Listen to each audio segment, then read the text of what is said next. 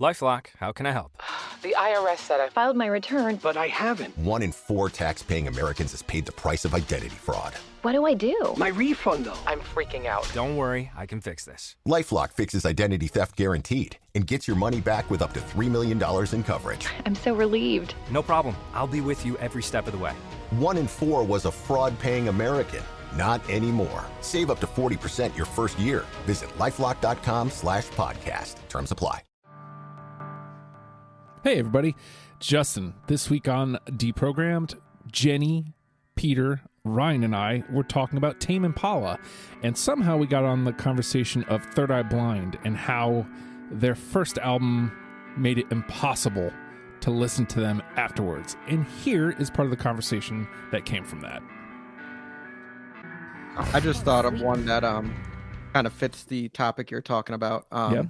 Block Party. Anyone ever listen to Block Party? I remember them. I never got into them, but I remember one them. album called Silent Alarm, which was huge for me. Love every track on it. And then I gave the next album like a shot, and they did change their sound a lot, but man, I just always come back to that first record. Actually, I have a really good example because I listened to Block Party about the same time as this other band. And actually, I think Intimacy was one of the other ones that I remember really liking. Weekend in the Really? City is actually like my favorite one of theirs. Oh, see, yeah, I didn't get into it that much, but the sound definitely went more, I guess, electronic, whereas that first record was like straightforward indie rock.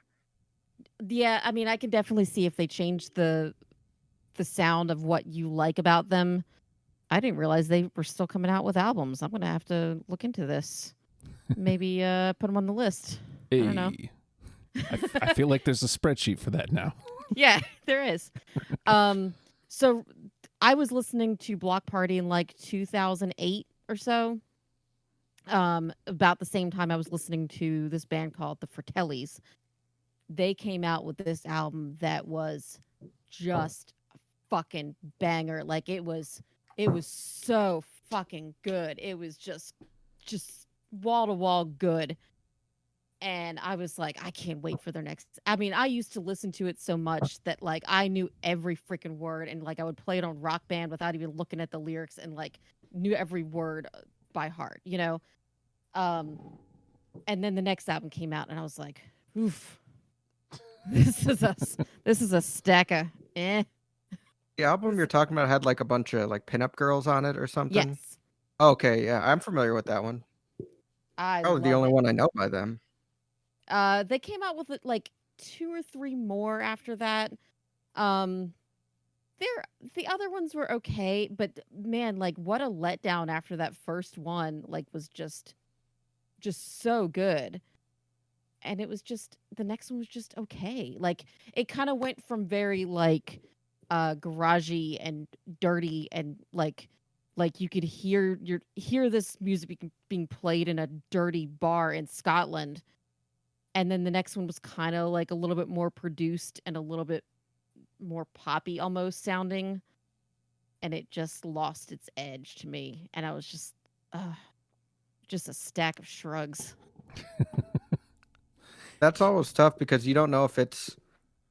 I mean, is it that their debut album was that good, or could that second album been as good if you didn't hear the first one? It's all relative to how it resonates with a person, Yeah. but Yeah. because I mean, you have these expectations after the first album, and then they might change their sound up, like you said, it might get a little more polished. It just doesn't click the same way as what came before it. right. I did try to go back and revisit it later, and I think just the disappointment of their debut album being so good to me, and then the next one just being it wasn't even like a shift in the sound. It was just I don't know how like they just I don't know they just lost their balls or something in between. Like I don't know how else to put it. Yeah. And I think I just couldn't get past the disappointment of like, oh yeah, I remember when it was like, I was looking forward to this and it wasn't as good. Oh crap. Oh. And they even came out with an album like last year, and it was okay. Like I I would 100% recommend anybody listen to them and check it out. But it's a tough thing for me, man, because I So- was. So basically, no, go ahead, Peter. I was gonna say, I'm pretty sure I would like Weezer a lot more if I had never heard Blue or Pinkerton.